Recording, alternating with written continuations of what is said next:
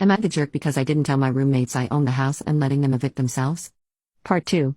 So one day the husband catches me and says that he has talked to the property manager about renting the entire house and that I might want to start looking elsewhere for a place to live. I check with my guy and yup, he wants the whole house, so I talk to my lawyer because I don't want any problems.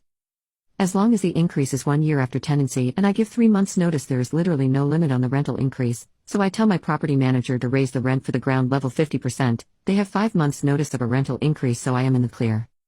Now I can hear them fighting about having to find a new place, which I don't get because I was clear in the lease that it was only for 1 year and I gave them a good price because they had excellent credit and rental history. The real estate market in my city isn't crazy, they should be able to find something to buy in time or at the very least somewhere else to rent.